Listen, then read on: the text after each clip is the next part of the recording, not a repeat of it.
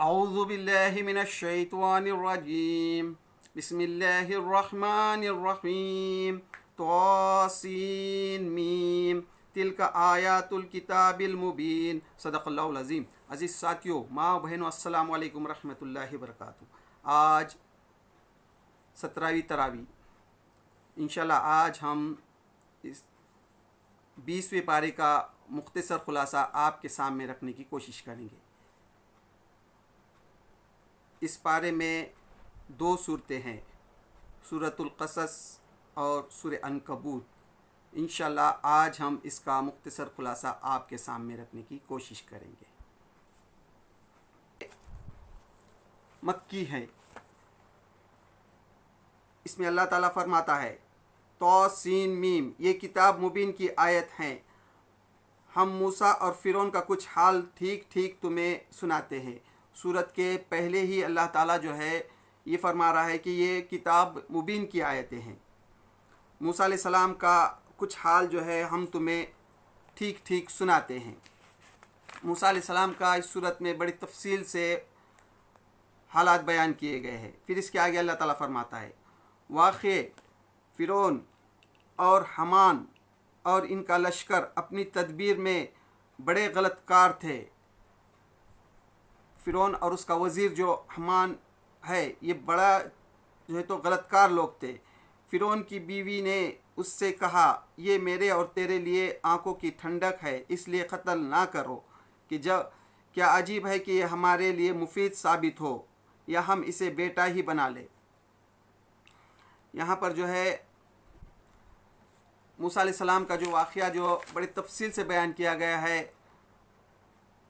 फ़िरौन जो बनी इसराइल के लड़कियों को ज़िंदा रहने देता था और लड़कों को जो क़त्ल करता था, तो इस डर से मूसा अलैहिस्सलाम जब दुनिया में आए तो उनकी माँ ने जो है मूसा अलैहिस्सलाम को डर से टोकरी में दरियाए नील में डाल दिया। दरियाए नील जो फ़िरौन के महल से होकर गुज़रती थी, तो वहाँ पर जब फ़िरौन की बीवी आसिया ने जब वो टोकरी को उठा लिया जिसमें वो बच्चा था, तो उसका जिक्र अल्लाह ताला कर रहा है। फ़िरौन की बीवी ने उससे कहा ये मेरे और तेरे लिए आंखों की ठंडक है, इसे क़त्ल ना करो, क्या अजीब है कि ये हमारे लिए मुफीद साबित हो। फ़िरौन से कहती है कि तू जो है तो बनी इसराइल के लड़कों को जो कत्ल करता है तो इसको कत्ल ना कर, शायद ये हमारे लिए मुफीद हो। उस वक्त तक फ़िरौन को कोई औलाद नहीं थी, या हम इसे बेटा ही बना ले, और वो अंजाम से बेखबर था। यानी फ़िरौन जो है अंजाम से बेखबर था, उसको नहीं मालूम था कि आगे अल्लाह ताला जो है मूसा अलैहिस्सलाम को नबी बनाएगा और इन्हीं के हाथ से उसका जो है तो तख्ता पलट हो जाएगा और समंदर में अल्लाह ताला फ़िरौन को गर्क करेगा। उधर मूसा की माँ का दिल उड़ा जा रहा था और उसका राज फहाश कर बैठी। मूसा अलैहिस्सलाम की माँ जो है तो अपना राज जो है तो फहाश कर बैठी। फिर आगे अल्लाह ताला फरमाता है उसने बच्चे की बहन से कहा इसके पीछे पीछे जा, चुनाचा वो अलग से इसको इस तरह देखती रही कि दुश्मन को इसका पता ना चले। मूसा अलैहिस्सलाम की माँ जो है जब टोकरी में बच्चे को डाल के दरिया नील में डालते हैं, तो वो अपनी बेटी से कहते हैं कि तुम इसके पीछे पीछे जाओ। फिर वो छुप कर पीछे पीछे जाती है। और हमने बच्चे पर पहले ही दूध पिलाने वालियों की छातियाँ हराम कर रखी थी। फिर जब फ़िरौन की बीवी ने उस बच्चे को लिया और फिर जब वो बच्चा महल में किसी का दूध नहीं पी रहा था, बच्चा बहुत रो रहा था, बिलबिला रहा था, उतने में मूसा अलैहिस्सलाम की जो बहन है तदबीर से एक फिर वो बराबर पीछा कर रही थी और उसने देखा कि फ़िरौन की बीवी ने उस बच्चे को ले लिया है। फिर किसी तरह महल में जाती है और किसी तरह वो बच्चे के पास जाती है और कहती है कि मैं जानती हूँ कि बच्चा किसका दूध पिएगा। ये हालत देखकर उस लड़के ने उनसे कहा, ये हालत देखकर उस लड़की ने उनसे कहा, मैं तुम्हें ऐसे घर का पता बताऊं जिसके लोग इसकी परवरिश का जिम्मे ले और खैर ख्वाही के साथ इसे रखे। वो लड़की कहती है कि मैं तुम्हें ये बच्चे की परवरिश जो अच्छी कर सके और मैं इनका पता बताऊं। इस तरह हम मूसा को इसकी माँ के पास पलट लाए ताकि इसकी आंख ठंडी हो। इस तरह से अल्लाह ताला ने जो है मूसा अलैहिस्सलाम को फिर जो है उनकी माँ के पास पलट कर लाया। बच्चा जो है तो किसी का दूध नहीं पीता था, बहुत सता रहा था, रो रहा था, पिलपा रहा था। तो इस तरह से उनकी बहन जो है वो किसी तरह महल में जाकर जब ये कहती है, फिर मूसा अलैहिस्सलाम की माँ की गोद में फिर बच्चा जाता है और फिर अल्लाह ताला फरमा रहा है, उसका जिक्र कर रहा है कि इस तरह हम मूसा को इसकी माँ के पास पलटा लाए ताकि इसकी आँख ठंडी हो, ताकि मूसा अलैहिस्सलाम की माँ की आँख जो है तो ठंडी हो। इसके कौम के आदमी ने दुश्मन फिर इसके बाद जो है तो मूसा अलैहिस्सलाम महल में पले बड़े होते हैं। फिर जो है एक दिन जो है जब वो बाहर निकलते हैं तो वो देखते हैं इसके कौम के आदमी ने दुश्मन कौम वाले के ख़िलाफ़ इसे मदद के लिए पुकारा। जब महल से बाहर आते हैं तो दो लोग झगड़ा कर रहे होते हैं, तो मूसा अलैहिस्सलाम का कौम का और एक फ़िरौन के कौम का। तो मूसा अलैहिस्सलाम के कौम का जो आदमी होता है वो मूसा अलैहिस्सलाम से मदद मांगता है। जब तक जो है बीच में बड़ा लंबा गैप है और जो है मूसा अलैहिस्सलाम को उनकी माँ बताती भी है ये चीज़, ये हालात जो उस वक्त के बनी इसराइल के थे कि फ़िरौन जो है किस तरह से जुल्म ढाता था, लड़कों को किस तरह से कत्ल करता था, इसलिए मैंने तुमको टोकरी में डाला। ये सब मूसा अलैहिस्सलाम को मालूम हो जाता है। फिर मूसा अलैहिस्सलाम का जो इंतज़ाम अल्लाह ताला जो है तो फ़िरौन के घर में ही करता है, उनकी माँ का भी इंतज़ाम करता है फ़िरौन। फिर उसके बाद मूसा अलैहिस्सलाम जब बड़े होते हैं, फिर बाहर जब आते हैं तो उसका जिक्र कर रहा है अल्लाह ताला। फिर मूसा ने इसको एक घूंसा मारा, तो जब उनके कौम के आदमी ने जब उनको मदद मांगी तो मूसा अलैहिस्सलाम उसको एक घूंसा मारते हैं, तो वो जो है फ़िरौन के कौम का जो आदमी होता है वो मर जाता है। फिर उसके आगे जो है मूसा अलैहिस्सलाम के दूसरे दिन भी मूसा अलैहिस्सलाम जब देखते हैं वही आदमी दूसरे के साथ झगड़ा कर रहा है, तो मूसा अलैहिस्सलाम बोलते हैं तू ही बदमाश है, बल्कि जिस तरह से उसके आंख पे जाते हैं तो इतने में दरबार से एक शख्स आता है और मूसा अलैहिस्सलाम से कहता है कि मूसा तेरे दरबार में जो है तो तेरे कत्ल की साजिश हो रही है फ़िरौन के दरबार में, क्योंकि फ़िरौन को मालूम हो चुका था कि उसके कौम के आदमी को मूसा अलैहिस्सलाम ने घूंसा मारकर ख़त्म किया है। तो मूसा अलैहिस्सलाम फिर उसके बाद जो है तो आगे हम उसके बाद जो है मूसा अलैहिस्सलाम वहाँ से भागकर मदियन को जाते हैं। फिर वहाँ का जिक्र हो रहा है। फिर उसके बाद जो है हम मदियन को जाने के बाद एक झाड़ के नीचे, एक पेड़ के नीचे जब मूसा अलैहिस्सलाम बैठते हैं तो वहाँ जो है कुएं से जो है कुछ जानवर पानी पी रहे थे। तो वहाँ का वाक़या अल्लाह ताला आगे बयान कर रहा है। हम वहाँ जो है दो लड़कियाँ जो है ठहरी हुई रहती है, जो अपने जानवरों को लेकर कई देर तक ठहरती हैं। फिर मूसा अलैहिस्सलाम उनसे पूछते हैं कि तुम क्या बात है, तुम जानवरों को क्यों पानी नहीं पिला रहे? उसका जिक्र कर रहा है अल्लाह ताला। हम अपने जानवरों को पानी नहीं पिला सकते जब तक कि ये चराओ अपने जानवर ना निकाल ले जाए, और हमारे वालिद एक बहुत बूढ़े आदमी हैं, यानी उनके वालिद जो है एक बूढ़े आदमी हैं। ये दो नौजवान लड़कियां जब तक पानी अपने जानवर को नहीं पिलाती, जब तक कि सारे गांव वाले जो है लोग जो है अपने अपने जानवरों को नहीं पिला कर ले जाते, यानी ये बेचारी रुके रहती थी आखिर तक, उसके बाद ये जानवर पाले पिलाते। तो फिर मूसा अलैहिस्सलाम उनके जानवर को लेते हैं और पानी पिलाते हैं। फिर घर में जाकर अपने वालिद से ये सब वाक़या सुनाते हैं। उसके बाद उनके वालिद कहते हैं, इसके बाप ने मूसा से कहा। फिर ये दो लड़कियां जो है अपने वालिद से पूरा वाक़या सुनाने के बाद जो है लड़कियां कहती हैं कि क्यों ना हम उनको काम को रख ले, ये हमारे जानवर भी संभालेंगे। फिर उनको बुला बुला कर लाते हैं। शर्माती हुई एक लड़की जाती है और मूसा अलैहिस्सलाम को कहती हैं कि हमारे वालिद ने तुमको बुलाया है, उसका जिक्र कर रहा है। इसके बाप ने मूसा से कहा, मैं चाहता हूँ कि अपनी इन 2 बेटियों में से एक का निकाह तुम्हारे साथ करूँ, बशर्त तुम 8 साल तक मेरे यहाँ मुलाजिमत करो, और अगर 10 साल पूरे कर दो तो ये तुम्हारे लिए तुम्हारी मर्जी है। यानी शर्त के तौर पर मूसा अलैहिस्सलाम के सामने ये रखते हैं, वो निकाह का महर समझो ये रखते हैं कि तुम जो है तो 8 साल तक हमारे पास मुलाजिमत करो, नौकरी करो, या तुम 10 साल करो इच्छा से, तो ये बहुत अच्छा है। इस तरह से ये तय होता है और मूसा अलैहिस्सलाम का जो है उनसे निकाह हो जाता है। फिर उसके आगे अल्लाह ताला फरमाता है, जब मूसा ने मुद्दत पूरी कर दी, फिर वो 10 साल मुद्दत पूरी होती है और वो अपने अहल व अयाल को लेकर चला तो तूर के जानिब से इसको एक आग नज़र आई।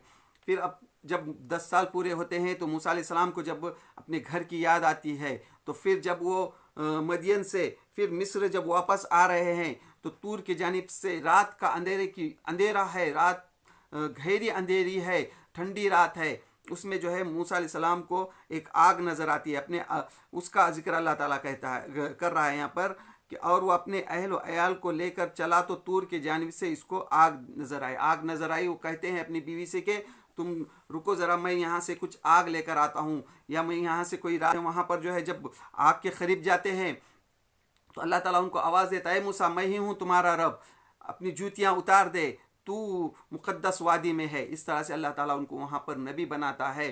फिर उन्होंने अल्लाह से दुआ करते हैं कि अल्लाह मुझे हारून अलैहिस्सलाम का भी साथ नबूवत दे उनको भी, क्योंकि मैं इससे पहले उनके कौम के आदमी को एक कत्ल कर चुका हूँ, वो मुझे डर लगता है। फिर जो है अल्लाह ताला जो है उनकी दुआ कबूल करते हैं, हारून अलैहिस्सलाम को भी नबूवत देते हैं, क्योंकि हारून अलैहिस्सलाम की जो है तो तकरीर की सलाहियत अच्छी थी, मूसा अलैहिस्सलाम की ज़बान थोड़ी अटकती थी। फिर उसके बाद मूसा अलैहिस्सलाम और हारून अलैहिस्सलाम जब फ़िरौन के दरबार में जाते हैं, मूसा अलैहिस्सलाम को जो अल्लाह ताला ने मोजज़ा दिया था, आसा और हाथ में बगल डालने के बाद वो चमकता हुआ नज़र आता है, ये 2 चीज़ें, 2 निशानियाँ लेकर जब मूसा अलैहिस्सलाम फ़िरौन के दरबार में जाते हैं तो उसका जिक्र अल्लाह कर रहा है। फिर जब मूसा इन लोगों के पास हमारी खुली खुली निशानियाँ लेकर पहुंचा तो इन्होंने कहा कि ये कुछ नहीं है मगर बनावटी जादू। वो जो है तो उसको मूसा अलैहिस्सलाम की जो आसा था और जो हाथ जो बगल में डालने के बाद चमकता था उसको जादू कहते हैं। इस तरह से फिर और फ़िरौन ने कहा, ए अहले दरबार, मैं तो अपने सिवा तुम्हारे किसी खुदा को नहीं मानता। फिर जब मूसा अलैहिस्सलाम जो है को वो जादूगर कहते हैं, फिर गांव में जो है पूरे जो है गाँव के तमाम जादूगर को जब जमा करते हैं फिर यहाँ पर उसकी तफसील नहीं बताई गई है, लेकिन दूसरी सूरतों में उसकी तफसील है। फिर जो है मूसा अलैहिस्सलाम का और जादूगरों का जो मुकाबला होता है तो जादूगर फिर जब सजदे में गिर जाते हैं, फिर उसके आगे जो है तो यहाँ पर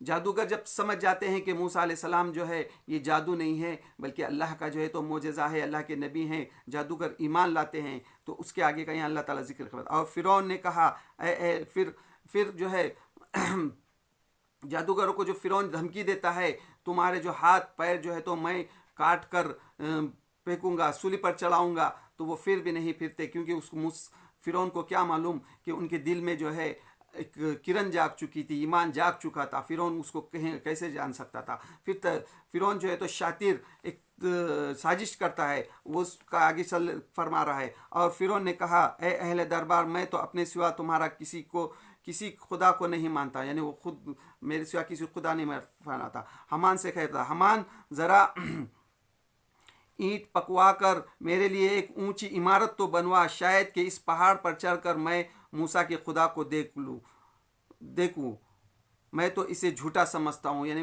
हमान से कहता है कि वो एक बड़ी दीवार तो बना, मैं इस पर एक इमारत बना, इस पर चढ़कर मैं मूसा के खुदा को तो देख सकूँ। आखिरकार हमने इसे और इसके लश्कर को पकड़ा और समंदर में फेंक दिया। तो यहाँ तक जो है ये बड़ा तफसील से वाक़या बयान किया गया है कि इसमें जो है तो फिर मूसा फ़िरौन को अल्लाह ताला ने इस तरह से पकड़ लिया अज़ाब में और समंदर में फेंक दिया। फिर अल्लाह ताला आगे फरमाता है, पिछली नस्लों को हलाक करने के बाद हमने मूसा को किताब अता की लोगों के लिए बसीरतों के सामान बनाकर, हिदायत और रहमत बनाकर, ताकि शायद लोग सबक हासिल करें। ए नबी, तुम इस वक्त मगरिबी गोशे में मौजूद न थे जब हमने मूसा को ये फरमान शरीयत अता की थी। यानी अल्लाह ताला जो है अपने नबी से कह रहा है कि ए नबी, ये जो हम जब ने मूसा को किताब दी थी, जब तुम मौजूद नहीं थे, हम तुमको गैब की जो बातें सुना रहे हैं, और ना तुम शाहिदीन में शामिल थे, बल्कि इसके बाद तुम्हारे ज़माने तक हम बहुत सी नस्लें उठा चुके हैं और इन पर बहुत ज़माना गुजर चुका है। यानी इससे पहले बहुत कई ज़माना गुजर चुका है, लेकिन हम तुमको ये हालात बता रहे हैं। ये फिर आगे अल्लाह ताला फरमाता है, तो अहल मदियन के दरमियान भी मौजूद न थे, तुम मदियन वालों के दरमियान भी मौजूद न थे, उनको हमारी आयत दरमियान भी मौजूद न थे कि उनको हमारी आयतें सुना रहे होते, मगर उस वक्त की ये खबरें भेजने वाले हम ही हैं। ये जो खबरें जो भेज रहे हैं, यानी हम भी भेज रहे हैं, क्योंकि अरब में जो है इस्माइल अलैहिस्सलाम और हज़रत शुएब अलैहिस्सलाम के बाद कोई नबी नहीं आया था। यानी ये अरब में जो है इस्माइल अलैहिस्सलाम और शुएब अलैहिस्सलाम के बीच में जो है तो कोई नबी नहीं आया था। अल्लाह के रसूल सल्लल्लाहु अलैहि वसल्लम ही अरब में जो है तो नबी बनाकर भेजे थे। तो ये मूसा अलैहिस्सलाम के बाद जो है तो बनी इसराइल में बहुत से नबी आए थे। तो अल्लाह ताला यहाँ फरमा रहा है कि ये जो खबरें हैं ये हम तुमको सुना रहे हैं। फिर जो आगे अल्लाह ताला जो है मूसा अलैहिस्सलाम का जो है बड़ी तफसील से वाक़या बयान करने के बाद फिर कहता है, क्या ये लोग उसका इनकार नहीं कर चुके हैं जो इससे पहले मूसा को दिया गया था। इन्होंने कहा दोनों जादूगर हैं जो एक दूसरे की मदद करते हैं, और कहा हम किसी को नहीं मानते। ए नबी, इनसे कहो अच्छा तो लाओ अल्लाह की तरफ से कोई किताब जो इन दोनों से ज़्यादा हिदायत बख्श है। यानी इससे पहले जो है ये बनी इसराइल भी जो मूसा अलैहिस्सलाम को झुटला चुकी है और तुम्हारी कौम भी जो झुटला रही है, तो इनसे कहो, अपने नबी से अल्लाह ताला कह रहा है, इनसे कहो अच्छा तो लाओ अल्लाह की तरफ से कोई किताब जो इन दोनों से ज़्यादा हिदायत बख्श है। यानी तौरात और कुरान मजीद जो नाजिल हो रहा है, इससे ज़्यादा हिदायत बख्श कोई किताब होंगी तो लाओ, तुम जो झुटला रहे हो नबी को, तो अगर तुम्हारे पास कोई किताब है तो लाओ, अल्लाह ताला यहाँ फरमा रहा है। फिर आगे जो है अल्लाह ताला जो है यहाँ पर इब्राहिम ऐ नबी, तुम जिसे चाहो इसे हिदायत नहीं दे सकते, मगर अल्लाह जिसे चाहता है हिदायत दे देता है, और वो उन लोगों को खूब जानता है जो हिदायत कबूल करने वाले हैं। वो कहते हैं अगर हम तुम्हारे साथ इस हिदायत की पैरवी इख्तियार कर ले तो अपनी ज़मीन से उचाक लिए जाओगे।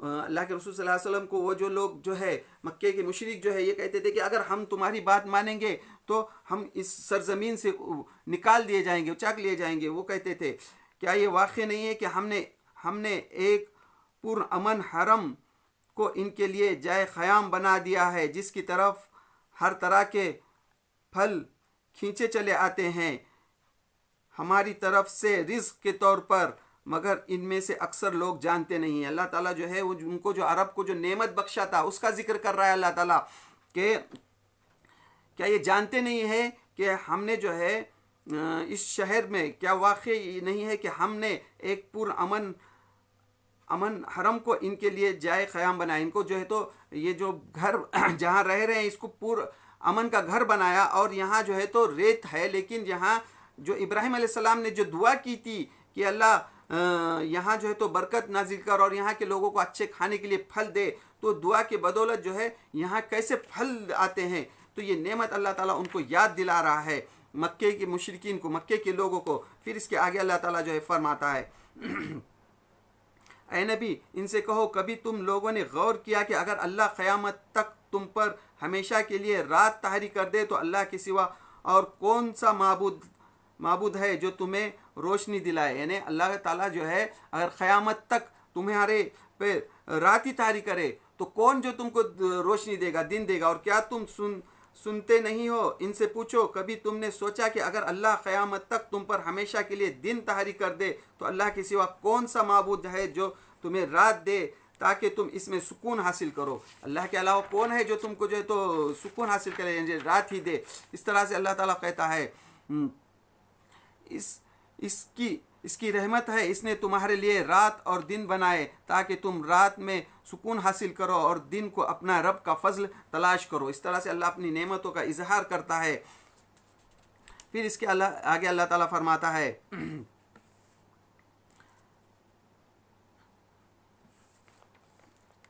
एक रोज़ अपनी कौम के सामने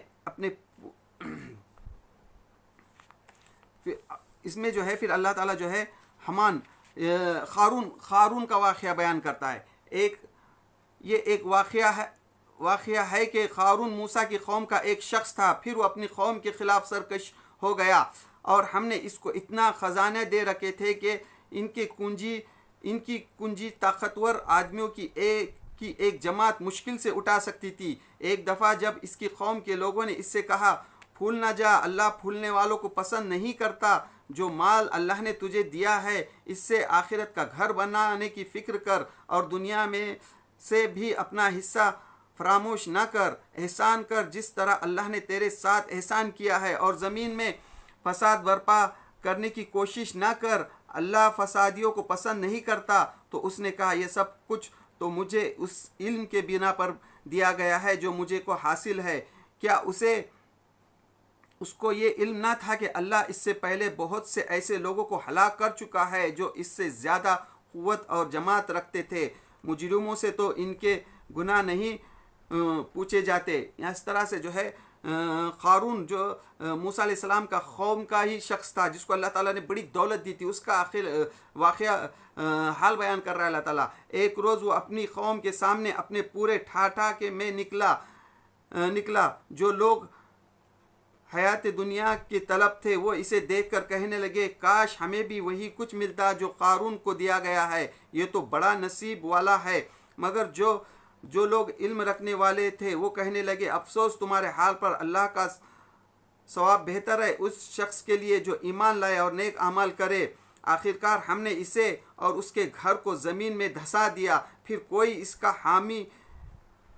हामियों का गुरोह ना था जो अल्लाह के मुकाबले में इसकी मदद को आता, और ना वो खुद अपनी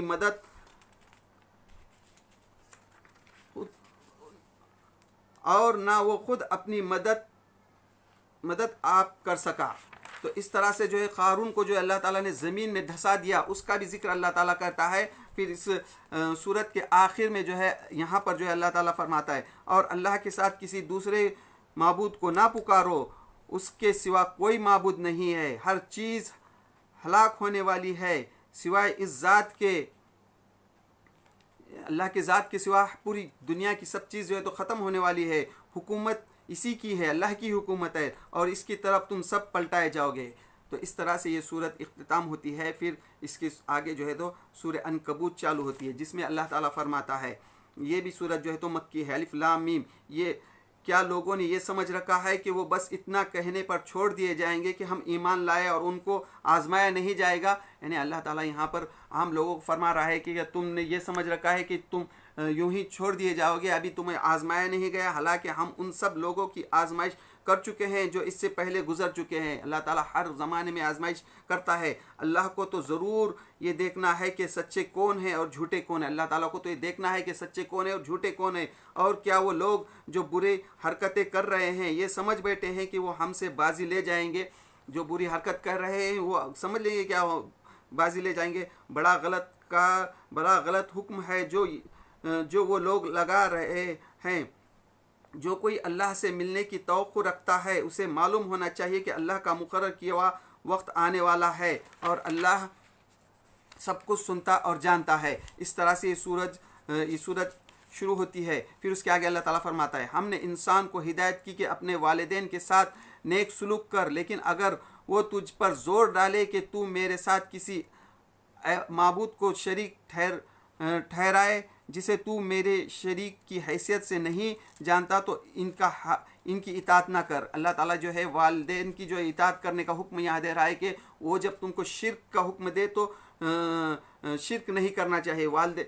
हमने इंसान को हिदायत की है कि अपने वालिदैन के साथ नेक सुलूक करो, लेकिन अगर वो तुमको शिर्क करने के लिए कह रहे हैं तो तुम शिर्क न करना चाहिए। ये आयत जो है हज़रत साद बिन अबी वक्कास रज़ियल्लाहु ताला अन्हु के सिलसिले में नाजिल हुई। जो उनकी माँ ने जो है जब उन्होंने देखा कि जब उन्होंने ईमान कबूल किया है, अल्लाह के रसूल सल्लल्लाहु अलैहि वसल्लम के दीन में दाखिल हो गए, तो वो खाना पीना छोड़ दिए और कह रही थी कि जब तक मैं खाना पीना नहीं खाऊंगी जब तक उसका बच्चा जो है फिर वापस उनके दीन में ना आए। तो उस सिलसिले में आयत नाज़िल हुई। अल्लाह ताला कह रहा है कि शिर्क के अलावा कभी भी माँ बाप अगर शिर्क का हुक्म दे तो शिर्क नहीं करना चाहिए। फिर इसके आगे जो है अल्लाह ताला जो है नबियों का जिक्र करता है इस सूरत में। नूह अलैहिस्सलाम का जिक्र करता है, फिर नूह अलैहिस्सलाम के बाद इब्राहिम अलैहिस्सलाम का जिक्र करता है। नूह की कौम को अल्लाह ताला ने किस तरह से नूह अलैहिस्सलाम का जो है यहाँ पर अल्लाह ताला कहता है कि नूह अलैहिस्सलाम ने जो है 950 साल अपनी कौम को समझाया। 950 साल का जिक्र करता है अल्लाह ताला। हमने नूह को इसकी कौम की तरफ भेजा, वो 50 कम 1000 बरस उनके दरमियान रहे। यानी 950 साल अपने कौम को समझाए, जब नहीं मानी तो अल्लाह ताला ने उनको अजाब में पकड़ लिया। फिर इब्राहिम अलैहिस्सलाम का भी जिक्र करता है अल्लाह ताला इस सूरत में। फिर जो है फिर उसके आगे जो अल्लाह ताला फरमाता है और रसूलों पर साफ साफ पैगाम पहुंचा देने के सिवा कोई जिम्मेदारी नहीं है। यानी रसूलों पर जो है तो सिर्फ और सिर्फ पैगाम पहुंचाने की जिम्मेदारी है, इसके अलावा कोई जिम्मेदारी नहीं है। फिर उसके आगे अल्लाह ताला इब्राहिम अलैहिस्सलाम का वाक़या बयान करता है। फिर इब्राहिम अलैहिस्सलाम को अल्लाह ताला ने जो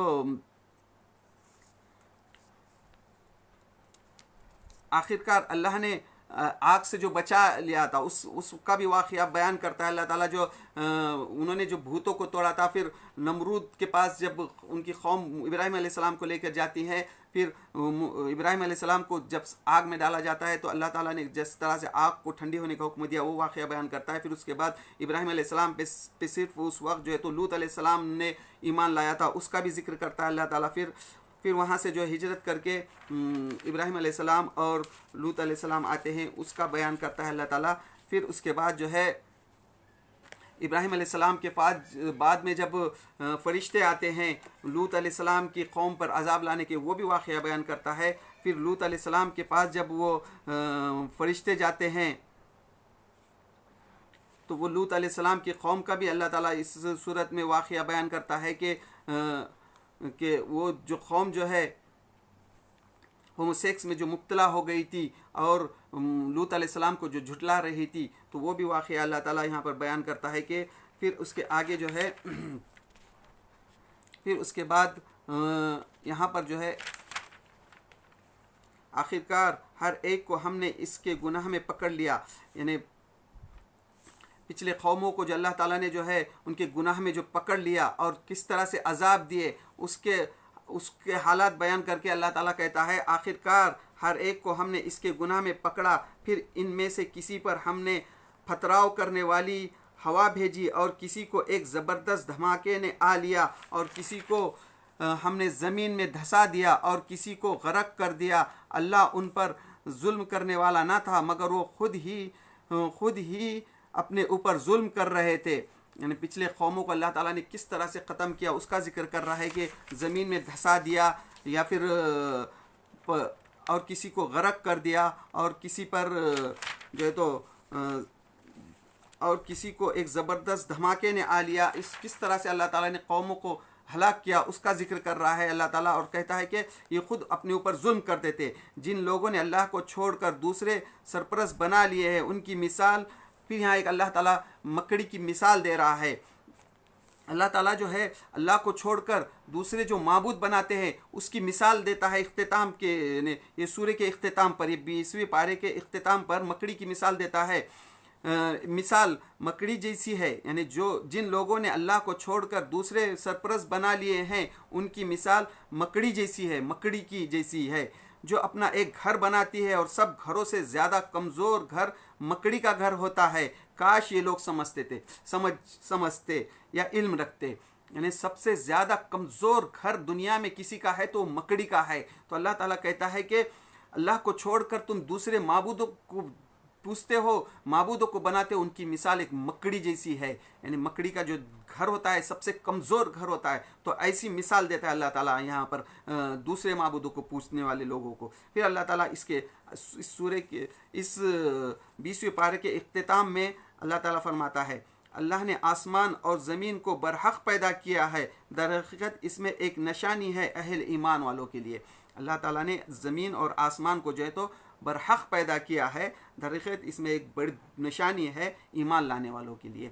तो इस तरह से ये 20वां पारा इख्तिताम होता है। तो अल्लाह से दुआ, अल्लाह हम जो कुरान मजीद को समझने की कोशिश कर रहे हैं, इसके समझने में हमसे जहाँ गलती हो रही हमको माफ़ कर दे और कुरान मजीद को समझ कर अमल करने की तौफीक दे। व आखिर दावाना अनिल हम्दुलिल्लाहि रब्बिल आलमीन।